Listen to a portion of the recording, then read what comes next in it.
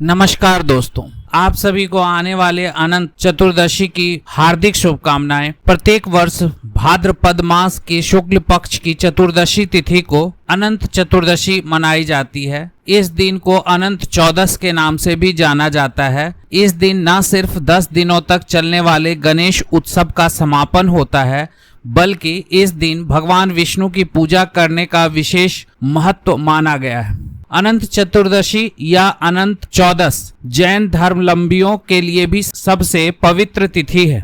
यह मुख्य जैन त्योहार पर्युषण पर्व का आखिरी दिन होता है। हिंदू मान्यताओं के अनुसार अनंत चतुर्दशी के दिन भगवान विष्णु ने 14 लोकों की रचना के बाद इसके संरक्षण और पालन के लिए 14 रूप में प्रकट हुए थे और अनंत प्रतीत होने लगे थे। इसलिए अनंत चतुर्दशी को 14 लोकों और भगवान विष्णु के 14 रूपों का प्रतीक माना गया है।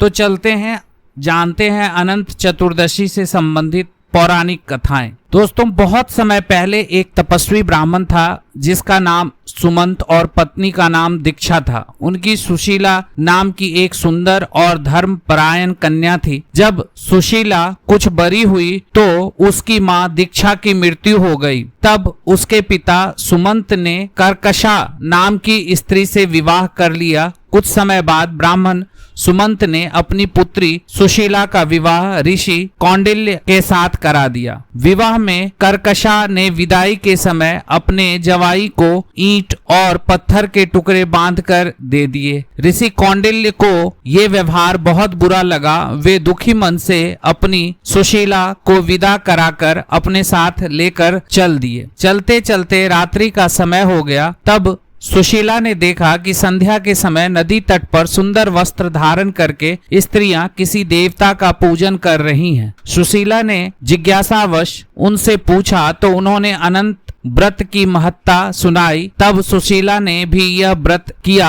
और पूजा करके 14 गांठों वाला डोरा हाथ में बांधकर ऋषि कौंडिल्य के पास आकर सारी बात बताई।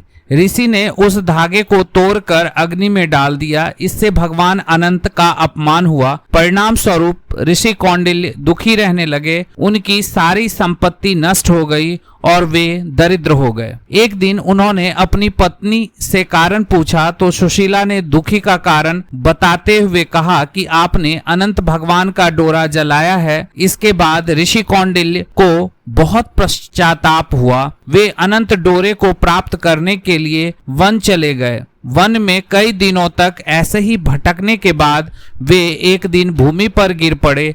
तब भगवान अनंत ने उन्हें दर्शन दिया और कहा कि तुमने मेरा अपमान किया, जिसके कारण तुम्हें इतना कष्ट उठाना पड़ा, लेकिन अब तुमने पश्चाताप कर लिया है। मैं प्रसन्न हूँ। तुम घर जाकर अनंत व्रत को विधि पूर्वक करो। 14 वर्षों तक व्रत करने से तुम्हारे सारे कष्ट दूर हो जाएंगे और तुम दोबारा संपन्न हो जाओगे। इस प्रकार ऋषि कौंडिल्य ने विधि पूर्वक व्रत किया और उन्हें सारे कष्टों से मुक्ति प्राप्त हुई। तो दोस्तों, ये तो थी पौराणिक कथाएं अनंत चतुर्दशी से संबंधित। यदि आपको ये वीडियो अच्छी लगी हो तो कृपया सब्सक्राइब कर दें, लाइक कर दें और साथ ही अपने दोस्तों और मित्रों में शेयर जरूर करें।